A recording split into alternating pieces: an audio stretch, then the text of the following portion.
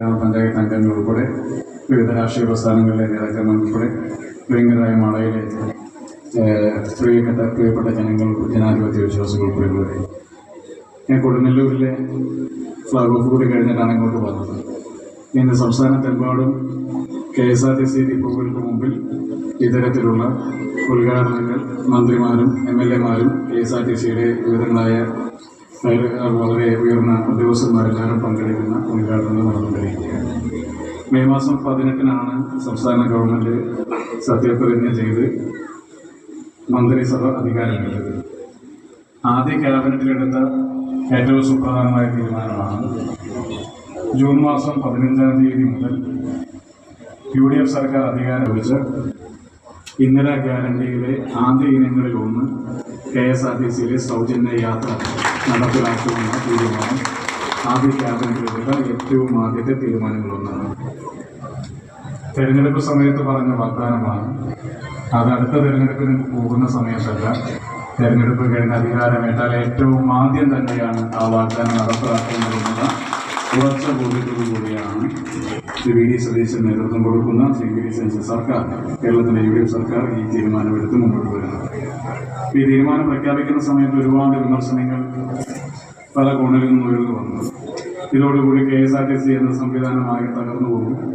പൊതുവെ നഷ്ടത്തിലും ലാഭത്തിലുമല്ലാത്ത KSRTC എന്ന ഒരു ഈ ഒരു ശൃംഖല തന്നെ ഇല്ലാതാകും. അതോടൊപ്പം ഒരുപാട് വിമർശനങ്ങൾ ഉയർന്നുണ്ട്. പക്ഷെ സർക്കാരിനെ സംബന്ധിച്ചൊരു നിശ്ചയദാർഢ്യം ഈ വിഷയത്തിലുണ്ട്. സംസ്ഥാന ഗവൺമെന്റ് എടുത്തൊരു തീരുമാനം, ഇതിന്റെ സാമ്പത്തിക ഭാരം KSRTCയുടെ തലയിൽ കെട്ടിവെക്കില്ല എന്നുള്ളതാണ്. ഇതിനു വേണ്ടിവരുന്ന ചെലവാകുന്ന പണം അത് സംസ്ഥാന ഗവൺമെന്റ് തന്നെ വഹിക്കാൻ തീരുമാനിച്ചിട്ടാണ് ഈ പദ്ധതി തുടർന്നുകൊണ്ടിരിക്കുന്നത്. അപ്പോഴും കുറേയേറെ സജഷൻസും നിർദ്ദേശങ്ങളൊക്കെ വന്നു. KSRTCയിലെ സൗജന്യ യാത്ര നിർബന്ധമാണെങ്കിൽ, അങ്ങനെയാണെങ്കിൽ ഇതൊരു ദിവസത്തെ യാത്രയുടെ എണ്ണം നിജപ്പെടുത്തണം. രാവിലെ 1, വൈകിട്ട് 1 കിലോമീറ്റർ പരിധി നിശ്ചയിക്കണം. രാവിലെ ഇത്ര ദൂരം യാത്ര ചെയ്യാം, ഇത്ര ദൂരം അത് കഴിഞ്ഞാൽ പറ്റില്ല. പിന്നെ അങ്ങനെ ഒരുപാട് നിർദ്ദേശങ്ങൾ വന്നു. ഇതിന്റെ റെസ്ട്രിക്ഷൻസ് വന്നു. പിന്നെ പറഞ്ഞു APL BPL എന്ന താരതമ്യം ഉണ്ടാകണം, അങ്ങനെയും മാറ്റം വരുത്തണം എന്നടക്കമുള്ള പല പല നിർദ്ദേശങ്ങൾ സമൂഹത്തിന്റെ പല കോണുകളിൽ നിന്ന് കടന്നു. സർക്കാർ എടുത്ത തീരുമാനം എല്ലാ സ്ത്രീകൾക്കും സൗജന്യ യാത്ര എന്നുള്ളതാണ് പ്രഖ്യാപിച്ചിട്ടുള്ളത്. അത് എല്ലാ സ്ത്രീകൾക്കും ഒരുപോലെ തന്നെ നടപ്പിലാക്കുമെന്നുള്ള തീരുമാനമാണ് സംസ്ഥാന ഗവൺമെന്റ് പ്രഖ്യാപിച്ചത്. അപ്പൊ അപ്പോഴും ആളുകളൊക്കെ ചോദിക്കുന്ന, സ്ത്രീകൾ പിന്നെ അങ്ങനെ സൗജന്യ യാത്ര കൊടുത്താൽ KSRTC നിലനിൽക്കുമെന്നാണ്. അപ്പൊ ആദ്യഘട്ടത്തിൽ നമ്മൾ KSRTCയുടെ 7ഓളം വരുന്ന വിവിധ ഓർഡിനറി സർവീസുകളിലാണ് ആദ്യഘട്ടത്തിൽ ഏർപ്പാടാക്കുന്നത്. ഇതിനെ സംബന്ധിച്ച് കൂടുതലായി പഠിക്കും. ഇതിൽ എത്രത്തോളം പണം ചെലവാകുമെന്ന്, എത്രത്തോളം ആളുകൾ യാത്ര ചെയ്യുമെന്ന്, പിന്നെ എത്ര ദൂരം വരെ സ്ഥിരമായ ആളുകളുടെ യാത്ര ഉണ്ടാകുമെന്ന് അടക്കമുള്ള കാര്യങ്ങളൊക്കെ പഠിക്കും. അതിന് വേണ്ടിയിട്ടാണ് ഒരു ജനറൽ ടിക്കറ്റിംഗ് ഏർപ്പെടുത്തി ഇതിന്റെ കണക്കെടുപ്പ് കഴിഞ്ഞതാണ്. വീണ്ടും എങ്ങനെയാണ് ഇതിന്റെ സാഹചര്യങ്ങൾ എന്നതിനെ സംബന്ധിച്ച് പഠിക്കുന്നതിന് വേണ്ടിയിട്ടാണ് 0 ടിക്കറ്റാണ് ഇപ്പോൾ ഏർപ്പെടുത്തിയത്. എല്ലാവരും ടിക്കറ്റ് എടുക്കണം. ബസ്സിൽ കയറി ഫ്രീ ആണെന്ന് കരുതി നമുക്ക് പോകാൻ പറ്റില്ല. ഫ്രീ ആണ്, പൈസ കൊടുക്കണം. പക്ഷെ നമ്മൾ എവിടെ നിന്ന് കയറിയാലും ടിക്കറ്റ് നിർബന്ധമായി എടുക്കണം. ആ ടിക്കറ്റിങ്ങിലൂടെയാണ് നമുക്ക് എത്ര പേർ ഈ സൗകര്യം ഉപയോഗിക്കുന്നുണ്ട് എന്ന കണക്കെടുക്കാൻ സാധിക്കുന്നത്. അതിന്റെ അടിസ്ഥാനത്തിലാണ് ഈ മറ്റ് ഘട്ടങ്ങളിലേക്ക് കടന്നു വരുമ്പോൾ മറ്റു കാര്യങ്ങൾ തീരുമാനിക്കപ്പെടും. എന്തുതന്നെയായാലും വനിതകൾക്ക് അങ്ങനെ ഒരു സൗജന്യ യാത്ര പ്രഖ്യാപിക്കുന്നതിലൂടെ എന്താണ് ലക്ഷ്യം വെക്കുന്നത് എന്ന് പല ആളുകളും ചോദിക്കുന്നത്. ഇവിടെ നിന്ന് മാളയിൽ നിന്ന് KSRTCയുടെ ബസ്സിൽ കയറി തൃശ്ശൂരിൽ നിന്ന് ജോലി സംബന്ധമായ ഒരു കാര്യത്തിന് വേണ്ടി യാത്ര ചെയ്യുന്ന ഒരു വനിതയ്ക്ക് ഒരു ദിവസത്തെ യാത്രയ്ക്ക് ഒരു സൈഡിലേക്ക് മാത്രം 45 രൂപ കൊടുക്കും. 45 ഉണ്ടായിരുന്നില്ല. അപ്പൊ ഞാൻ ആദ്യമൊക്കെ പോയിക്കൊണ്ടിരിക്കുന്ന സമയത്ത്, ലോക്കൽ പഠിക്കുന്ന സമയത്തൊക്കെ പോകുമ്പോൾ 25 22 ഉണ്ടായിരുന്നതാണ്. ഘട്ടഘട്ടമായി കൂടി ഇപ്പൊ 45 രൂപയാണ്. അപ്പൊ 45 രൂപ ഒരു സൈഡിലേക്ക് കൊടുക്കും. തിരിച്ചും 45 രൂപ, 2700 രൂപ ഒരു മാസം ഇതിന്റെ KSRTCയിലെ യാത്രയ്ക്ക് മാത്രം. അപ്പൊ ഞാനിങ്ങനെ കഴിഞ്ഞ ദിവസം പരിശോധിച്ച് ചോദിച്ചു, സംസ്ഥാന ഗവൺമെന്റിന്റെ വിവിധ സ്കീമുകളിൽ താൽക്കാലിക ജീവനക്കാരായി ജോലി ചെയ്യുന്ന ഒരുപാട് ആളുകളുണ്ട്. ഈ താൽക്കാലിക ജീവനക്കാരായി ജോലി ചെയ്യുന്ന ആളുകളുടെ സാലറി സ്കെയിൽ പോലും ഒരു 20,000, 22,000, 23,000 രൂപയാണ് താൽക്കാലിക ജീവനക്കാരെ ജോലി ചെയ്യുന്ന ആളുകളുടെ സാലറി സ്കെയിൽ ഉള്ളൂ സംസ്ഥാന ഗവൺമെന്റ് കീഴിൽ. എന്റെ വകുപ്പിന് കീഴിൽ ജോലി ചെയ്യുന്ന ആളുകളൊക്കെ പരിശോധിച്ചു. ഒരു 20,000 രൂപയ്ക്ക് ജോലി ചെയ്യുന്ന ഒരാളെ സംബന്ധിച്ച് 3,000 രൂപ ഒരു മാസം യാത്രയ്ക്ക് വേണ്ടി മാത്രം മാറ്റിവെക്കുക എന്ന് പറഞ്ഞാൽ അതുണ്ടാക്കുന്ന ഒരു നഷ്ടമുണ്ട്. നമ്മൾ ഒരു 3,000 രൂപ എല്ലേ ഉള്ളൂ എന്ന് പറയും. പക്ഷെ 20,000 രൂപയ്ക്ക് ജോലി ചെയ്യുന്ന ഒരാൾക്ക്, 10,000 രൂപയ്ക്ക് ജോലി ചെയ്യുന്ന ഒരാൾക്ക് 3,000 രൂപ ഒരു വലിയ തുക തന്നെയാണ്. പെട്രോളിന്റെയും ഡീസലിന്റെയും വില കൂടിയപ്പോൾ മറ്റു പല ഘട്ടങ്ങളിലും സംസ്ഥാനത്തിനകത്ത് വലിയ വിലവർധനം ഉണ്ടായപ്പോൾ അത് താളം തെറ്റിച്ചത് കേരളത്തിലെ കുടുംബ ബഡ്ജറ്റിനെയാണ്. ആ കുടുംബ ബഡ്ജറ്റ് ഇങ്ങനെ താളം തെറ്റാതെ കൊണ്ടുപോകുന്നത് ആരെന്ന് ചോദിച്ചാൽ അതൊരു സംശയം വേണ്ട. അതിവിടെ പുറകിൽ നിൽക്കുന്ന പുരുഷന്മാരല്ല, അതിവിടെ ഇരിക്കുന്ന സ്ത്രീകൾ തന്നെയാണ് കുടുംബങ്ങളുടെ ബഡ്ജറ്റ് കേസിലേക്ക് പോകുന്നത്. നമുക്കറിയാം, ഓരോ രൂപ ചെലവാകുമ്പോൾ പോലും നമ്മൾ പിന്നെ ഇതുപോലെ മനസ്സ് പടയ്ക്കുന്ന ആൾക്കാർ വരെ ഉണ്ടായിരുന്നു. ഒരു രൂപ പോലും അനാവശ്യമായി ചെലവഴിക്കുക.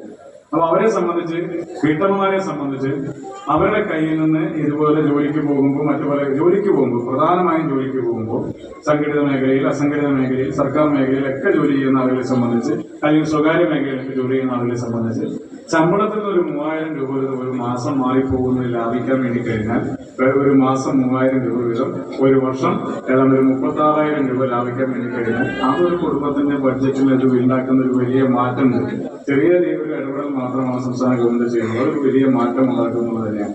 ഇപ്പൊ സ്ത്രീ ശാക്തീകരണം വാക്കുകളിൽ മാത്രം പറയുകയല്ല, സ്ത്രീകൾക്ക് സ്വതന്ത്രമായി നിൽക്കാനും അവരുടെ സാമ്പത്തിക നില ഭദ്രമാക്കാനും അവരുടെ കുടുംബങ്ങളുടെ സാമ്പത്തിക നില ഭദ്രമാക്കാനും സംസ്ഥാന ഗവൺമെന്റ് എടുക്കുന്ന ഒരു തീരുമാനത്തിന്റെ കൂടി ഭാഗമായിട്ടാണ് ഇവിടെ വനിതകൾക്ക് ഈ പറയുന്ന KSRTC ബസ്സുകളിലെ സൗജന്യ യാത്ര എന്ന കൺസെപ്റ്റിലേക്ക് നമ്മൾ കടക്കുന്നത്. അപ്പോഴും ചോദിക്കും, പിന്നെ എങ്ങനെയാണ് ഇതിന്റെ പണം കണ്ടെത്തുക? KSRTC എങ്ങനെ ലാഭത്തിലാക്കും? KSRTC ഇതിന്റെ പേര് നഷ്ടത്തിലാക്കുന്നില്ല. മാത്രമല്ല, KSRTCക്ക് അധിക വരുമാനം കണ്ടെത്തുന്നതിന് വേണ്ടി നിലവിൽ പരസ്യ സംവിധാനങ്ങളൊക്കെ ഉപയോഗിക്കുന്നുണ്ട്. പക്ഷെ അതിനൊക്കെ കുറെ കൂടിയൊക്കെ സിസ്റ്റമാറ്റിക് ആക്കി മാറ്റി KSRTC ഒരു അധിക വരുമാനം കണ്ടെത്താൻ കഴിയുന്ന രീതിയിലേക്കുള്ള പല പദ്ധതികളും സംസ്ഥാന ഗവൺമെന്റ് ആവിഷ്കരിച്ചുകൊണ്ടിരിക്കുകയാണ്.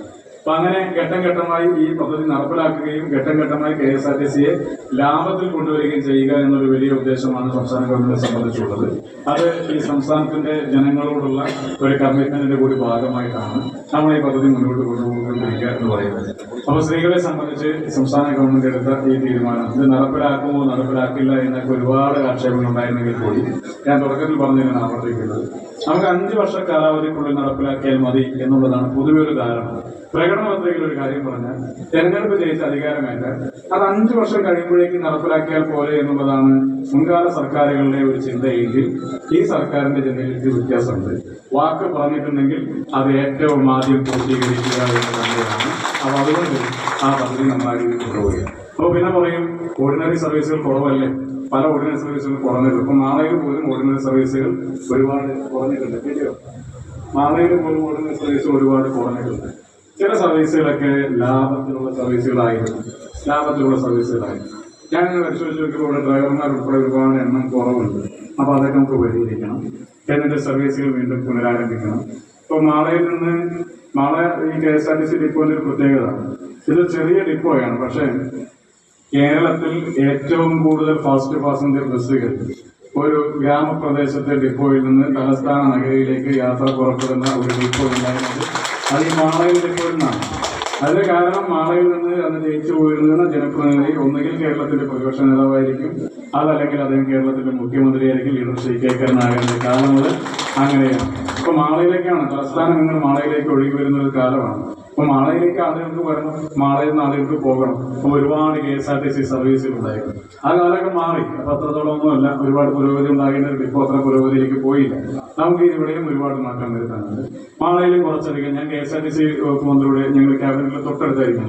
ഞാൻ എപ്പോഴും ഇന്ന് അദ്ദേഹത്തിൻ്റെ അടുത്ത് ഇങ്ങനെ പറഞ്ഞുകൊണ്ടിരിക്കും, മാളയിൽ എനിക്ക് പിന്നെ കുറച്ച് ഇത് വേണം, കുറച്ച് സർവീസുകൾ വേണം, അങ്ങനെ ഇങ്ങനെ ഓരോന്നോരോ പറഞ്ഞുകൊണ്ടിരിക്കും.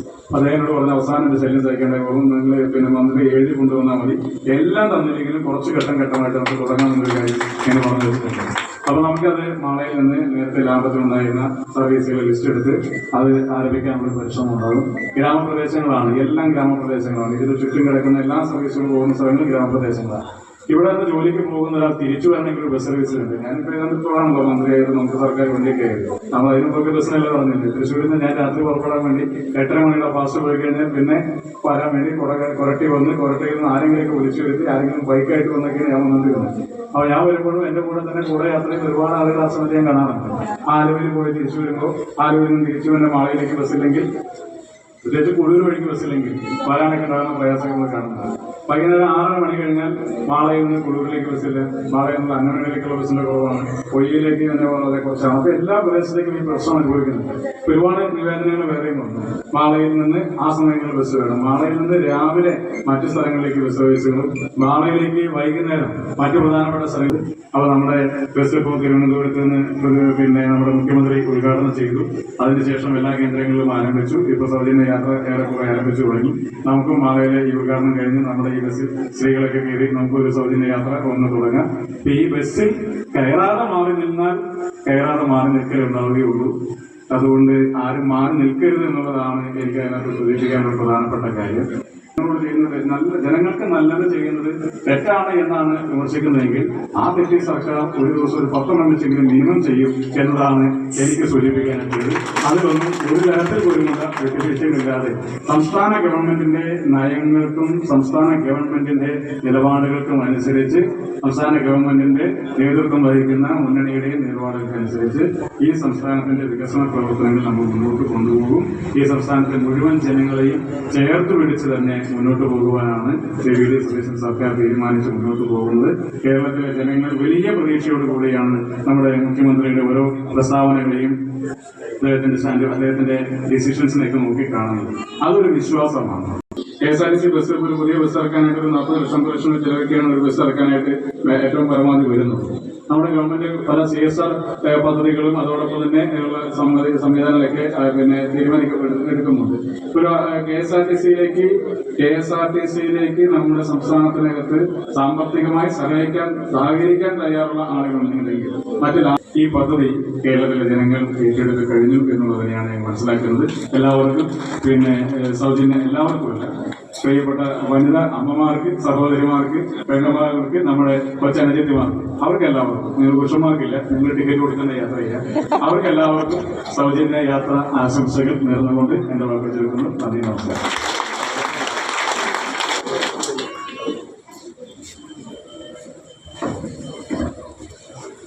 സൗജന്യ യാത്രയുമായി ബന്ധപ്പെട്ട് ഇവിടെ എത്തിച്ചേർന്നിട്ടുള്ള നമ്മുടെ വിദ്യാർത്ഥികളുമായി ഇന്ററാക്ഷൻ സെക്ഷനാണ് ഇനി നടക്കാൻ പോകുന്നത്.